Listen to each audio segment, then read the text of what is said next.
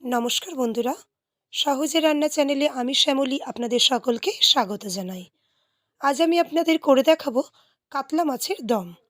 আমার রেসিপিটা যদি আপনাদের ভালো লেগে থাকে, লাইক, কমেন্ট, শেয়ার এবং আমার চ্যানেলকে সাবস্ক্রাইব করতে ভুলবেন না। পাশে রাখা বেল বাটনটা অন করে নোটিফিকেশনটা অল করে রাখবেন, তাহলে আমার চ্যানেলে ভিডিও আপলোড হলেই আপনি জানতে পারবেন। কাতলা মাছের দম করার জন্য আমি নিয়েছি 7 পিস কাতলা মাছ। মাছগুলোর গায়ে খুব ভালো করে লবণ হলুদ মাখিয়ে নিয়েছি।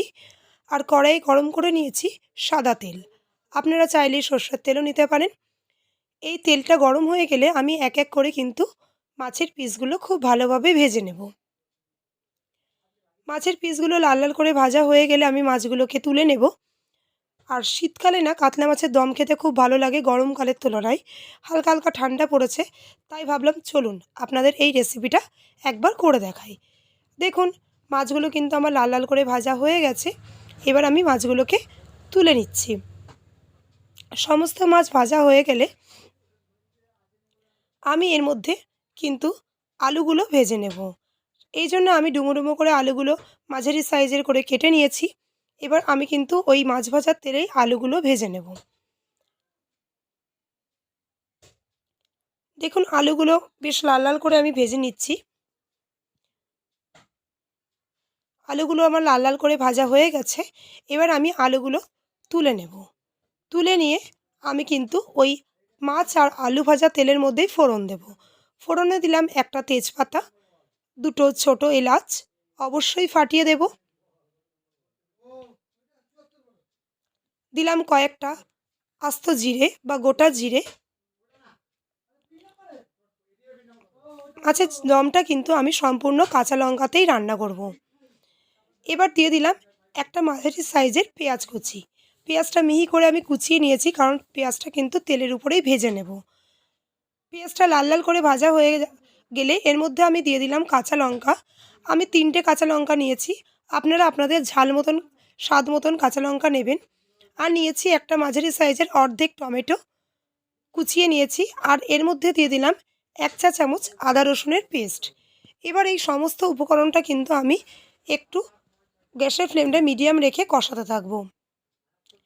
মিনিট দুয়েক কষানো হয়ে গেলে এর মধ্যে আমি দিয়ে দিলাম 1/4 টিস্পুন হলুদ গুঁড়ো। আর দিয়ে দিলাম হাফ চা চামচ লবণ। লবণটা আপনারা আপনাদের স্বাদ মতন দেবেন, মাছের পরিমাণ মতন দেবেন। দিয়ে কিন্তু মশলাটা আমি আর বেশ কিছুক্ষণ সময় ধরে কষাবো। মশলাটা কষানো হয়ে গেলে এর মধ্যে আমি দিয়ে দিলাম আগে থেকে ভেজে রাখা আলুগুলো। আলুগুলো দেওয়ার পরেও মিনিট দুয়েক আমি কিন্তু মশলাটা কষাবো।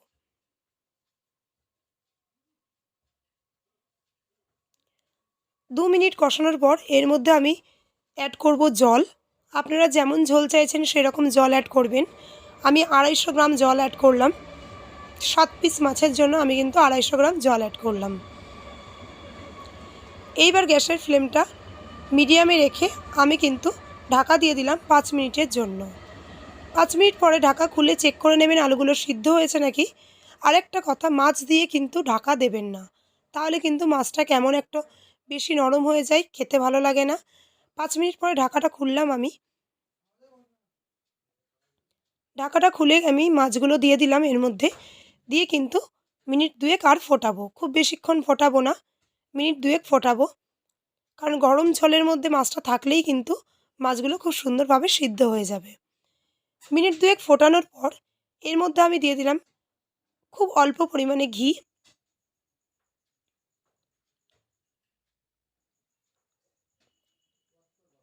ঘিটা দিয়ে মিনিট 30 সেকেন্ড মতন ফোটাবো।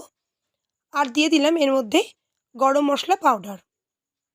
আপনাদের কাছে যদি গরম মশলা পাউডার না থাকে, আপনারা বেটেও কিন্তু গোটা গরম মশলা ইউজ করতে পারেন। দিয়ে দিলাম 1/4 টিস্পুন গরম মশলা গুঁড়ো। দিয়ে খুব ভালোভাবে মিশিয়ে কিন্তু আমি কাতলা মাছের দমটা নামিয়ে নেব।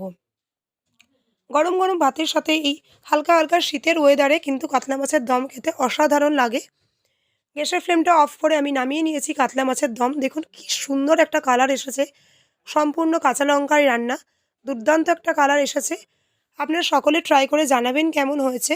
সকলে ভালো থাকবেন, সুস্থ থাকবেন। দেখা হবে অন্য কোনো দিন অন্য কোনো রেসিপির সাথে। ধন্যবাদ।